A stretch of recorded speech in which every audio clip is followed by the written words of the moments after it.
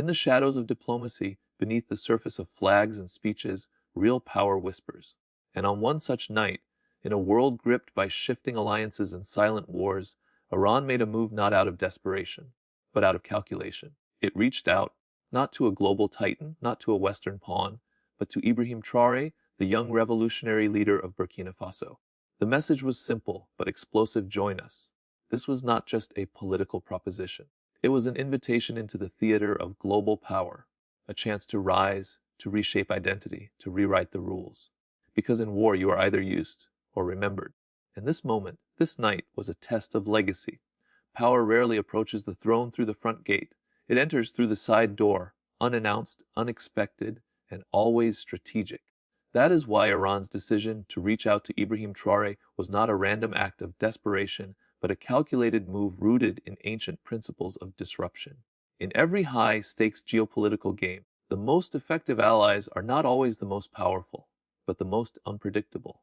Iran could have easily called upon another Middle Eastern proxy, another nation burdened by traditional diplomacy and international scrutiny. But instead, it turned to Traore, a leader who doesn't fit the mold, who isn't bound by the script, and most dangerously of all, who thinks outside the lines drawn by Western powers. Ibrahim Traore represents a different kind of asset.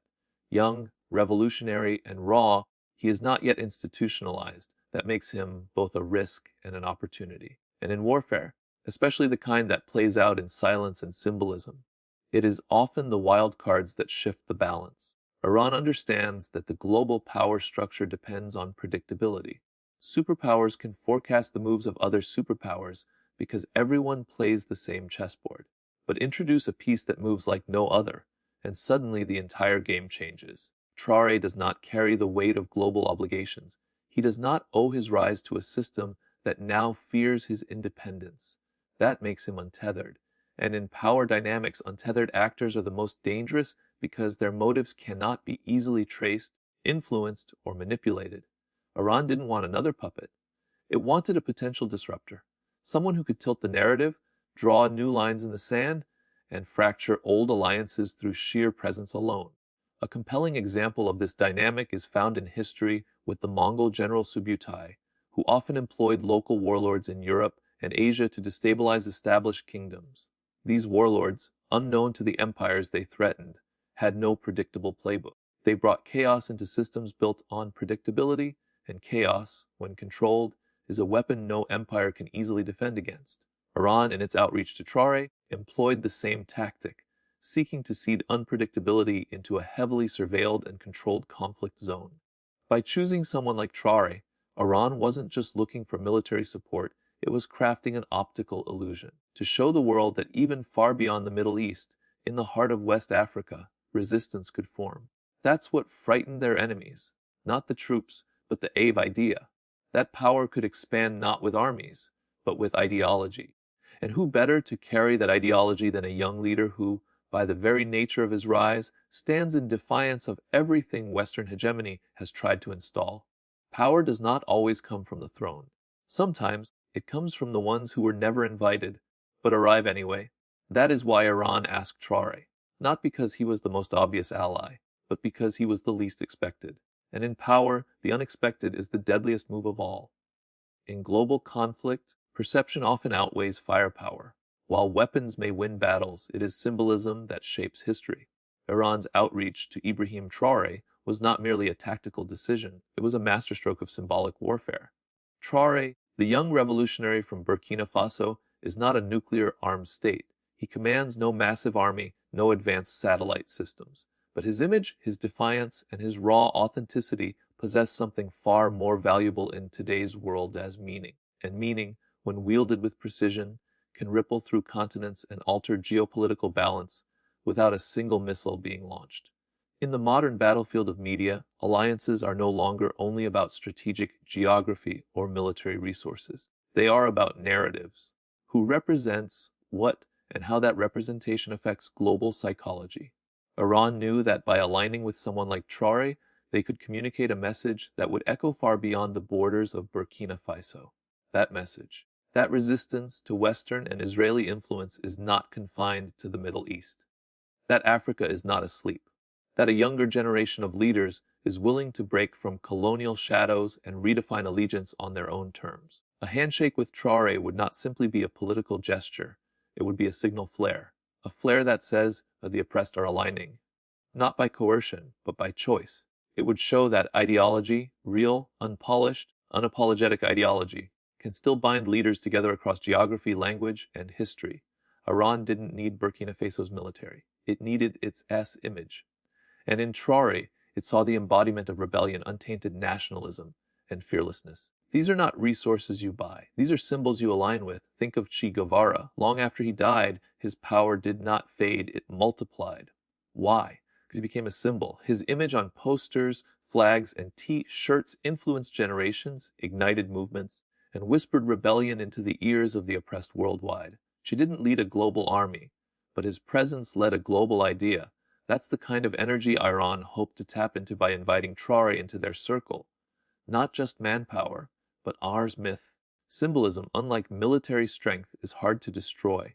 You can bomb a base, you can assassinate a leader, but you cannot kill an idea once it's been given a face. Traore represents the face of rising defiance in the global south, a leader who is not molded by think tanks or dependent on Western aid. His youth, his unpredictability, and his unwillingness to play by traditional rules make him potent in the arena of perception. Iran, ever the student of asymmetric warfare, understands this better than most. So the night Iran reached out, it wasn't begging for help, it was crafting a picture of solidarity, of global resistance, of a new kind of axis not made of empires but of insurgents. And in that frame, Traore wasn't just another ally, he was the message itself. Every alliance in geopolitics comes with a price, spoken or unspoken. But the wisest leaders understand that before they sign any pact, they must study the blueprint. Because behind every offer lies a design, a strategy by which one party seeks to gain leverage over another. When Iran reached out to Ibrahim Traore, it wasn't offering a simple partnership, it was offering entry into a grander, more dangerous game.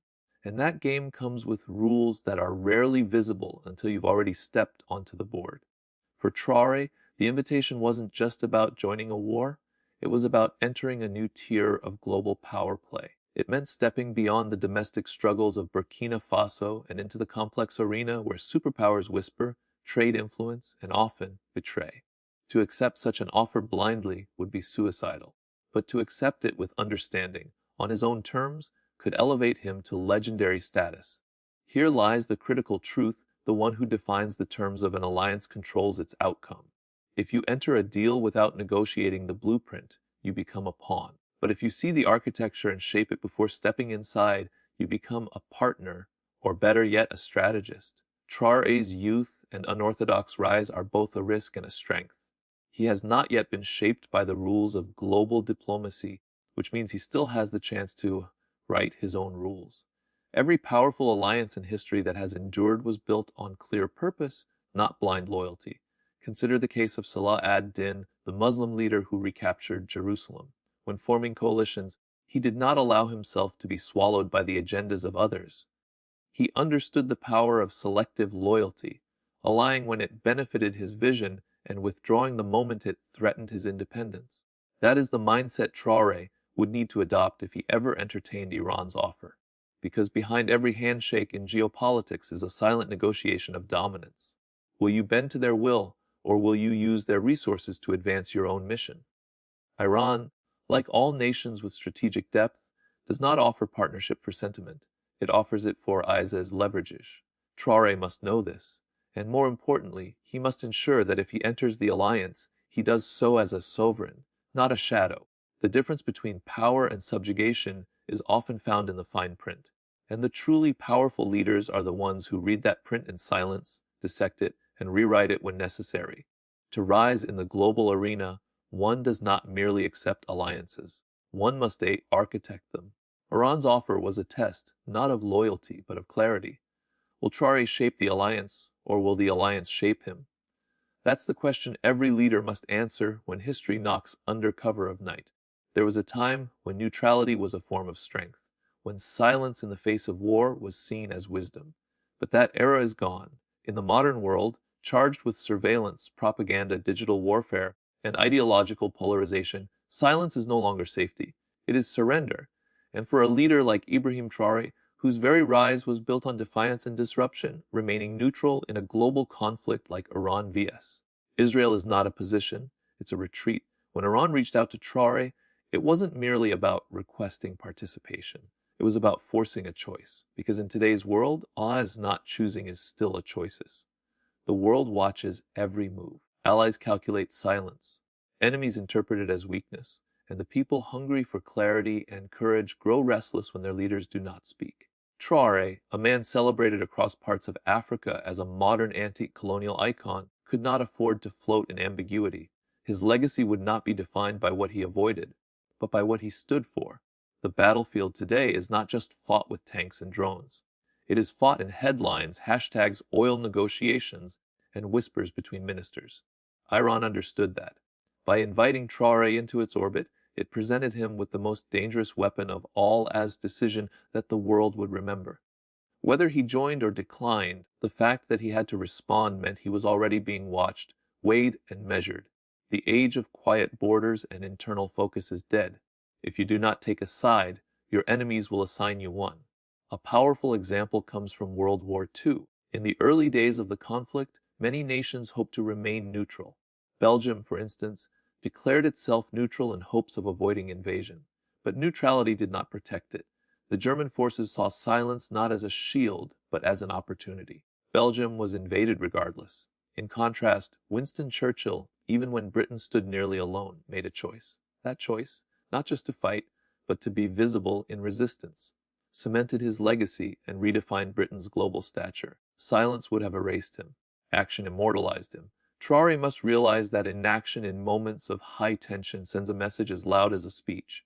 His silence could be seen as complicity, or worse, irrelevance. For someone who rose by rejecting the imposed systems of the West, failing to take a position now would contradict everything he symbolizes. His people expect more. The continent watches with curiosity, and superpowers listen for cues. Every pause, every hesitation becomes part of the story. In war, clarity is power, ambiguity is decay, and leadership demands the courage to define oneself, even when the outcome is uncertain. Iran's outreach was not merely a strategic probe, it was a spotlight, a moment that proved Traore could no longer hide behind the veil of distance. He was already in the arena. The only question that remained was this: would he speak or be spoken for? History is not made in parliaments or on podiums, it is made in the moments no one sees. The defining decisions of great leaders rarely happen in the public eye. They are made in silence, in solitude, in those tense, unseen hours when everything hangs in the balance. The night Iran reached out to Ibrahim Traore was one of those moments.